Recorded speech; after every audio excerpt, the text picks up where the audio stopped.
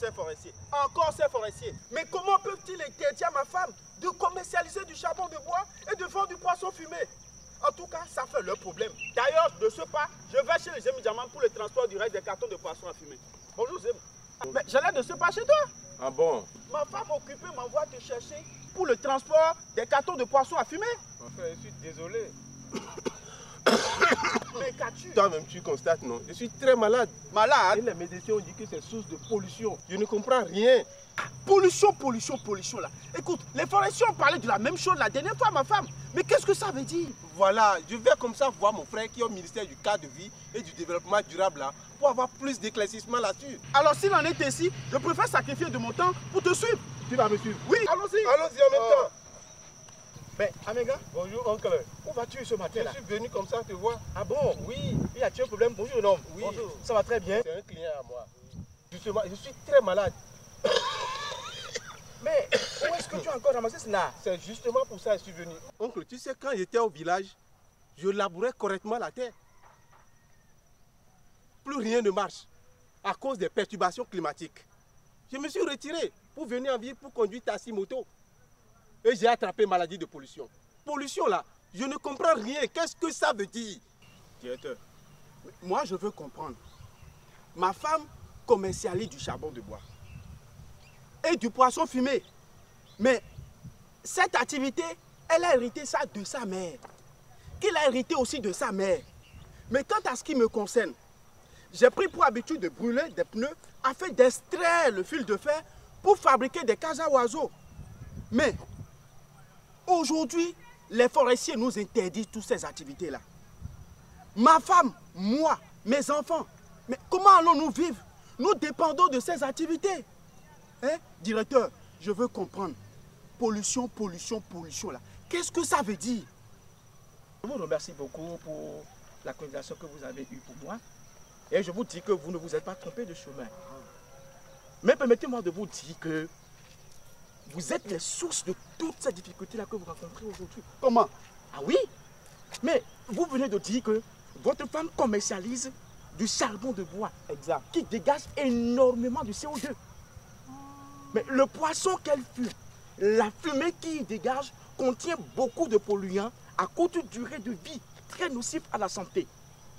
Et puis encore, mais vous vous permettez de brûler encore de vieux pneus. Oui. Mais la fumée qui sort, ça contient de polluants de courte durée de vie très dangereux.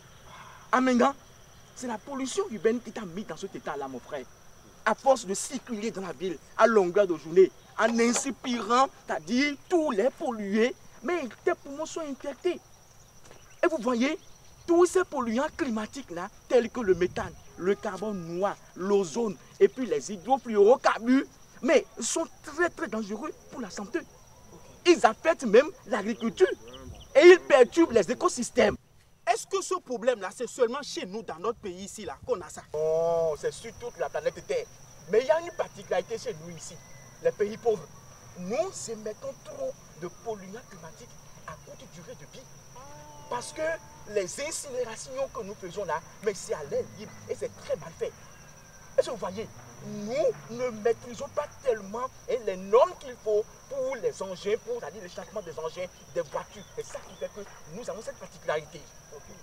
Tout ce que vous avez dit là, qu'est-ce qui est en train d'être fait pour finir définitivement et arrêter définitivement avec ça? Quand vous pensez que les gens se dorment, je vous dis actuellement, alors que nous parlons, il y a une volonté de gouvernement, des acteurs de tous les secteurs, des ONG qui se sont associés pour former une coalition. Coalition. Ah oui, qu'on appelle en anglais Climate and the Clean Air Coalition.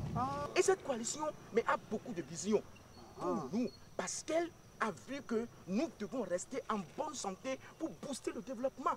Elle vise d'abord à réduire les émissions du carbone provenant des véhicules, des engins lourds. Ce n'est pas terminé. Elle vise aussi, ça dit, à accélérer la réduction du carbone et du méthane provenant de la fabrication du pétrole et du gaz naturel. Et tout ça là, quel avantage ça nous donne, nous à nous? Quel avantage ça nous donne?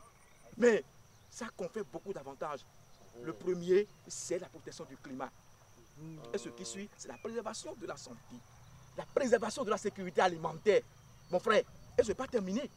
Et la CCAC vise maintenant à abaisser de 0,6 degrés C la température de la Terre d'ici 2050. Ce n'est pas terminé.